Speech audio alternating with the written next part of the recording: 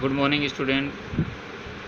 आइए आज हम लोग कक्षा 10वीं के सेकंड चैप्टर अम्ल और क्षार के बारे में कुछ समझने का प्रयास करते हैं। ठीक है।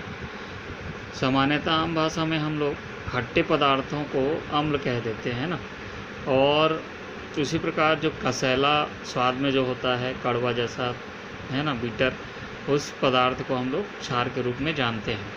तो इसको समझना चाहिए। अब आप कक्षा 10वीं में हैं, है ना, ये चीज़ को समझना है आपको कि जो भी खट्टा पदार्थ है, खट्टा फल है ना, उसमें अम्ल का गुण है या अम्ल है उसमें, और जो कसैला पदार्थ होता है उसमें क्षार के रूप में इसको हम समझते हैं, जानते हैं, है ना। लेकिन हर पदार्थ को हम चख कर नहीं देख सकते, है ना, और चख कर हर केमिकल या रासायनिक पदार्थ को देखना गलत है ना। इसलिए साइंस के उसमें जब हम जाते हैं तो अम्ल की एक अलग विशेष परिभाषा है।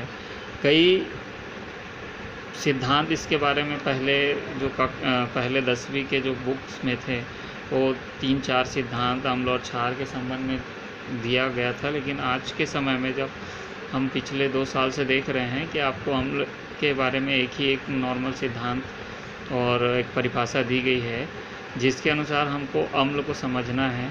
अम्ल वे पदार्थ हैं जो जलीय विलयन में H आयन का त्याग करते हैं, H आयन रिलीज़ करते हैं। इस बात को समझना होगा। वे पदार्थ जो जलीय विलयन में H आयन का त्याग कर देते हैं ना, या त्याग करते हैं, अर्थात जिसमें H आयन होगा वही H आयन को त्याग करेगा।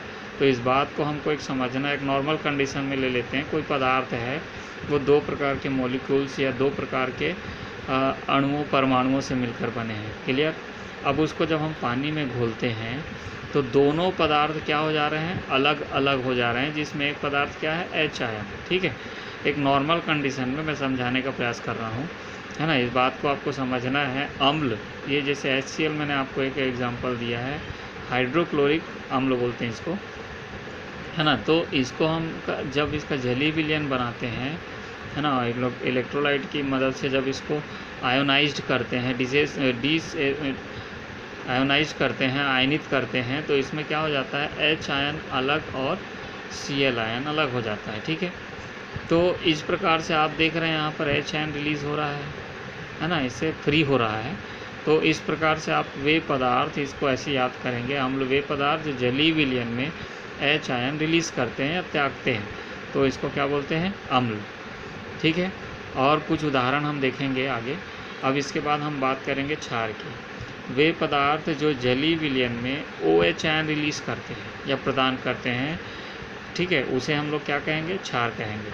क्षार वे पदार्थ जो जलीय विलयन में OH आयन प्रदान करते हैं, रिलीज़ करते हैं। उदाहरण के लिए देखिए NaOH, सोडियम हाइड्रोक्साइड, इसमें सोडियम आयन और OH हाइड्रोक्साइड आयन, है ना, हाइड्रोक्सिल आयन। तो फिर ये आपको समझना है, इसमें OH आयन रिलीज़ हो रहा है।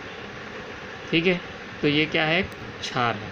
तो इस बात को आपको ध्यान रखना, वे पदार्थ जो जलीय विलयन में OH आयन रिलीज़ करते हैं, त्यागते हैं, प्रदान करते हैं। ये कई अलग अलग तरीके हैं, लेकिन इसको समझना सबसे ज़्यादा इम्पोर्टेंट है ना।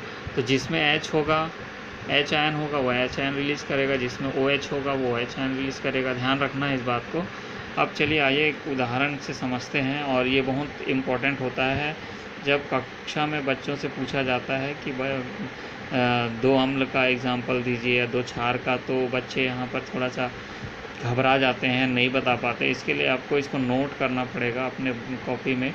अम्ल इसमें मैंने दिया है HCl हाइड्रोक्लोरिक अम्ल, H2SO4 सल्फ्यूरिक अम्ल, HNO3 नाइट्रिक अम्ल, CH3 COOH एसिटिक अम्ल, और ये H2CO3 कार्बोनिक अम्ल। इस 5 को आप याद रखिए, और इसमें से हो सकता है आपको परीक्षा में पूछा जाए 2 अम्ल का उदाहरण दीजिए, रासायनिक नाम लिखिए, तो रासायनिक नाम भी इसका नोट कर लेना। हाइड्रोक्लोरिक अम्ल, सल्फ्यूरिक अम्ल, नाइट्रिक अम्ल, एसिटिक अम्ल, कार्बोनिक अम्ल। क्लियर। चलिए आप बात करेंगे क्षार की। क्षार, इसमें कुछ उदाहरण है, देखिए सारे में OH है। ठीक है। तो यहाँ पर क्षार की बात करेंगे, KOH potassium hydroxide, NaOH sodium hydroxide, NH4OH ammonium hydroxide, CaOH twice, calcium hydroxide, magnesium hydroxide. ठीक है, तो इस बात को आपको ध्यान रखना है। कक्षा 9वीं में हम लोग सारे पढ़े हैं, इतने प्रतीक हैं, K4 क्या है, Na क्या है, NH4 क्या है, Ca क्या है, Mg क्या है, इसको बिल्कुल 9th में हमने पढ़ा है, इसको समझना है ना। और जब तक इसको आप नहीं समझेंगे तब तक आपको नाम नहीं लिख सकते।